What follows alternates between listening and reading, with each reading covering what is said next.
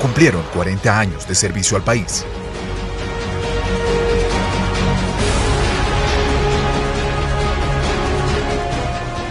La FAE y el Escuadrón 2312 despidieron a 28 aviones AT-33 en el año de 1996. Los primeros llegaron en 1956.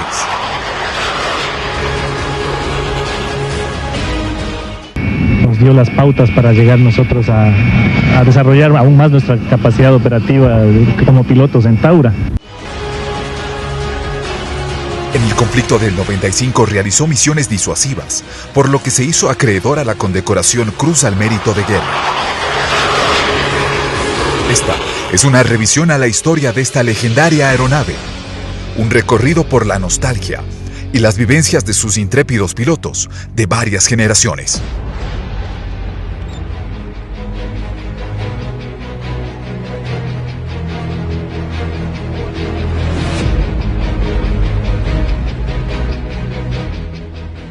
Y alguna vez me preguntaron cuál era el más alto orgullo que yo tengo. Entonces yo fue haber sido formado en el T-33.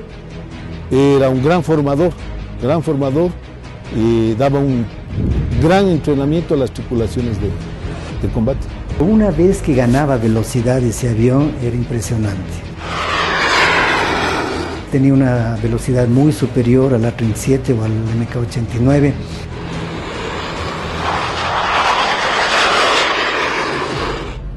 En la portada de la Base Aérea Mariscal Sucre, un T-33 contempla el paso de los transeúntes, aunque muchos de ellos no conozcan de su historia.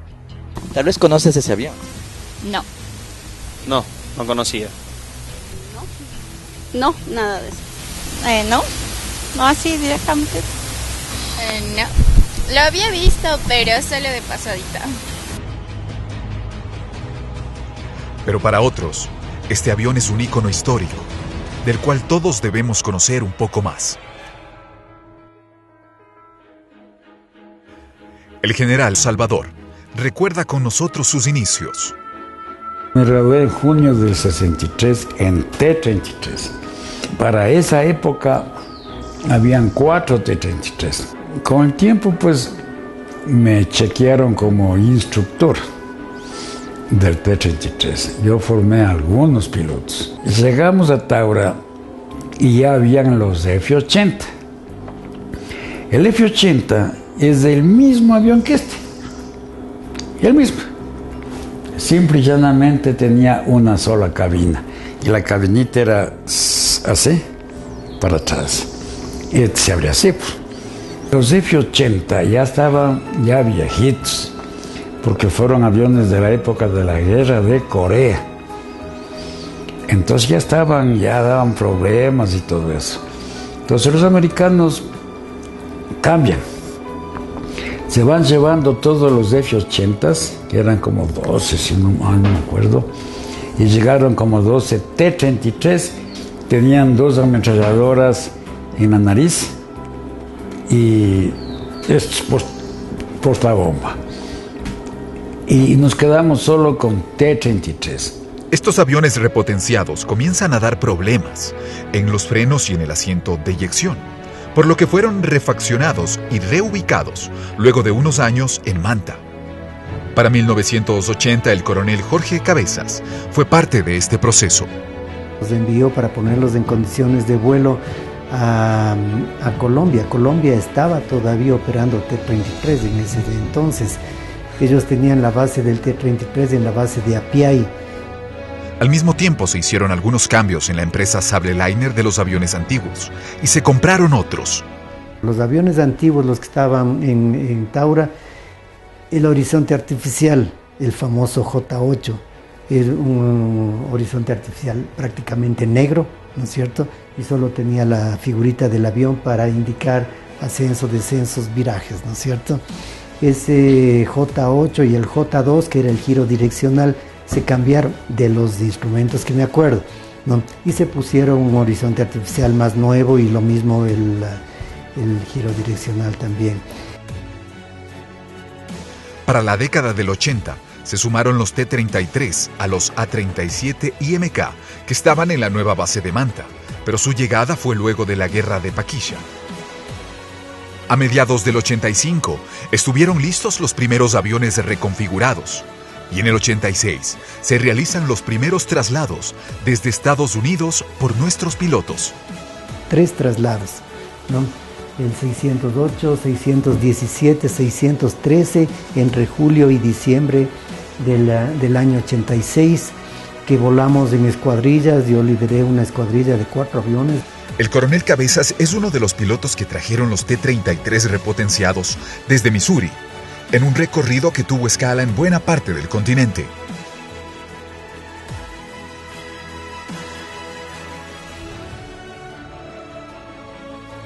La historia le negó la oportunidad de participar en el conflicto de Paquisha de 1981, pero en el 95, el T-33 jugó un activo papel. El general Enríquez era el comandante del escuadrón Tiburones cuando esto sucedió. Era una mañana, mi general Espinel asistió al escuadrón en Manta y pidió ya el despliegue para iniciar las operaciones en la guerra del Cenepa. Se hizo la orden de operaciones, el despliegue era a Taura y en forma inmediata, el mismo día que nosotros arribamos a Taura, el mismo día iniciamos nosotros las operaciones hacia el Cenepa.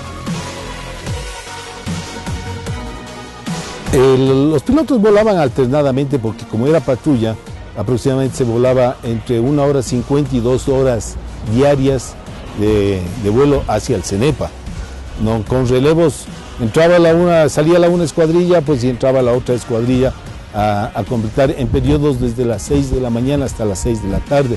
Era bastante pesado, es uno de los escuadrones que más horas voló, hablando de aviones de combate. En el escuadrón 2312, las experiencias de guerra de los subtenientes de aquel entonces se centran en el nivel de alerta que para enero de ese año se encontraba en roja. La tensión se incrementa. El teniente coronel Chiriboga relata la labor realizada. Para la misión asignada era perfecta. Era un avión con características para poder enfrentarse a helicópteros o aviones de bajo performance. Entonces, para las patrullas terrestres de nuestro ejército, para las trincheras, para los campamentos nuestros y puestos de vigilancia que tendríamos allá, nosotros mantener una patrulla aérea que era básicamente tener un control de área, un control soberano de la zona de nuestros puestos de la fuerza terrestre, eran perfectos. En 40 años de operación, el escuadrón escribió páginas de gloria. Sus pilotos de todas las generaciones atesoran sus vivencias con el recordado T-33. El T-33 tenía una característica que utilizaba por su peso y por las bondades mismas del avión, un poco más de pista para su despegue. Pero ya en el aire era el avión más veloz de entre los 3 equipos que había ahí, producto del motor mismo que tenía y producto del drag mismo. Era un avión pues muy aerodinámico, que fácilmente aceleraba y había que a veces, o en muchas de las ocasiones, dependiendo de la maniobra, sacar los frenos de aire. T-33 salía de una barrena, podía uno inducirla a una barrena y salía. El A-37 no. Es una característica que le dice mucho de la maniobrabilidad que tiene el equipo T-33. La maniobra de la barrena en el T-33, asimismo bien alto, sobre los 20.000 pies comenzaba la maniobra. Se le inducía la barrena, ¿no es cierto?, con los elevadores y el timón de dirección.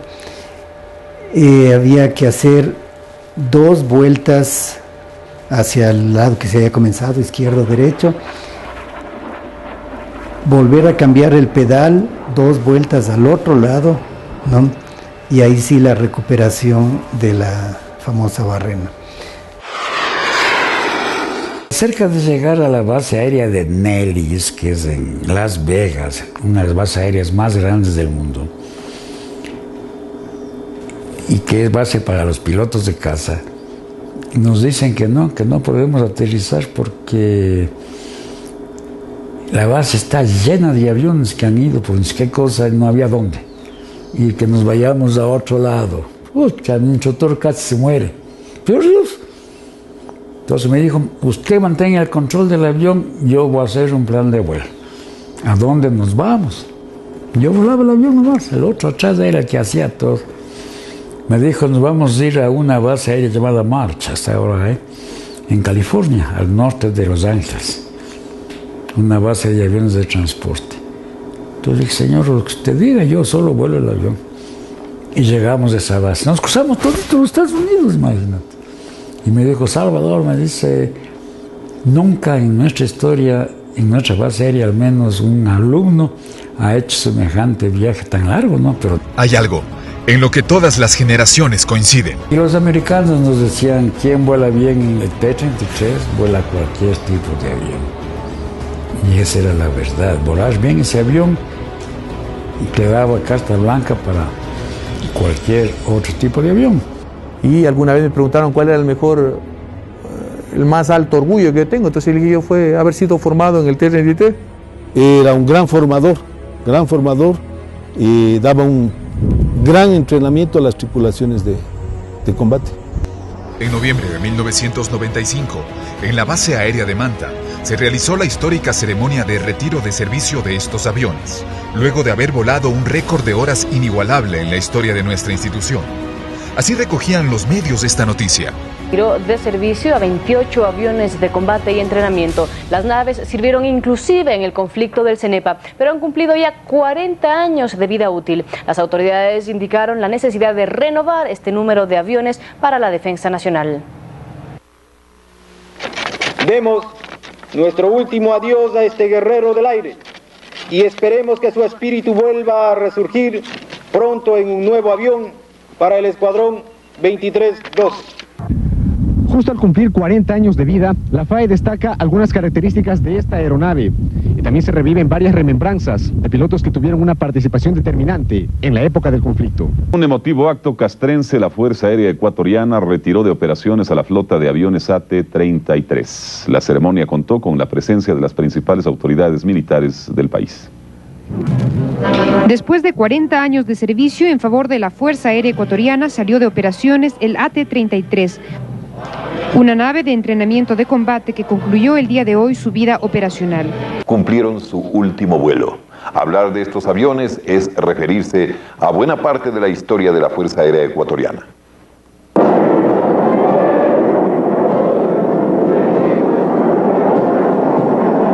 Son los AT-33, siglas que significan ataque y entrenamiento, conocidos dentro de la Fuerza Aérea Ecuatoriana como los tiburones.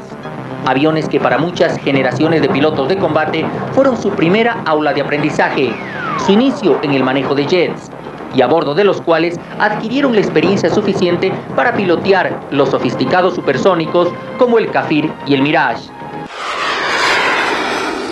El paso de estas aeronaves constituyó un símbolo en la formación profesional de los pilotos ecuatorianos, que en su gran mayoría, durante sus 4 décadas de operación, recibieron en este avión su entrenamiento operacional. Para quienes pasen ahora frente a la base aérea Mariscal Sucre, el avión de la portada no será desconocido. Y con orgullo patrio dirán, se trata del glorioso T-33.